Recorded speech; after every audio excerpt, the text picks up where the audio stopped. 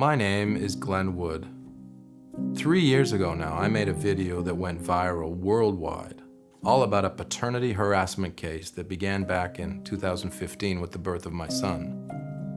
I was in Japan then, working for Mitsubishi Morgan Stanley, when I got a call from overseas telling me that my son had been born prematurely. The doctors told me it was life and death and I needed to come immediately to the ICU, but my company refused to give me permission. Of course, I went to my son, only to return later to a very toxic work environment, where I was harassed and then fired, and 7 years of legal struggle have ensued. I've told a lot of that story in my previous videos, and since I won't actually be allowed to testify in my own upcoming trial, I've also issued a recent summary. You can access all of these at patahara.com. I'm coming to you today to bring things up to date, since the Tokyo High Court's scheduled to rule on the case on June 23rd. And I'd love for everyone to come to the courthouse to support this cause. And the cause is simple. It's time to create a new kind of workplace in Japan. We all need well-managed firms with employees who are happy both at home and at work, free of harassment and discrimination. Everyone, yes, everyone has a right to have a family and continue their career. But isn't that obvious? Looking back on my own experience, the moment I first saw my son, I began to cry and realized immediately that nothing could be more important than being there to support my family. It still stuns me when I think that there are small-minded corporate managers out there who attempt to rob parents of those moments. The problems I've faced in the 7 years of legal struggle are, frankly, mind-blowing. To give a couple of examples, the Chief Justice in the Tokyo District Court gave permission for Mitsubishi to call all of its witnesses and denied me permission to call even one. When the first video went viral, the judge felt compelled to allow me, yes, one witness, who was permitted to speak for a few minutes, while Mitsubishi's witnesses went on for over an hour.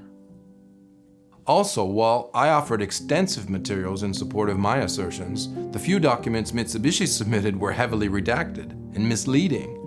The district court didn't subpoena any of Mitsubishi's extensive records, and now the High Court can't subpoena them, since the company claims that it's destroyed all of the files that its own lawyers said in court that they have never seen. Essentially, Mitsubishi's case and the verdict in their favor is based entirely on hearsay.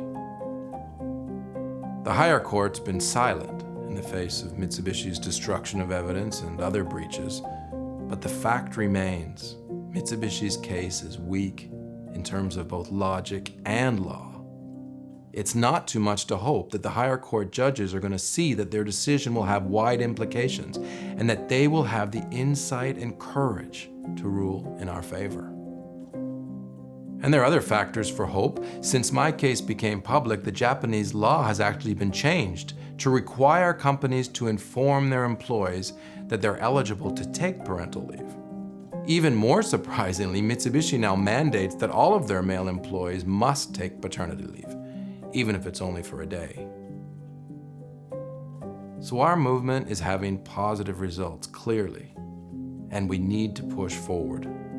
This is turning out to be a really important case for workers and parents, not only in Japan, but around the world. So if your schedules allow it, please come and join us on June 23rd.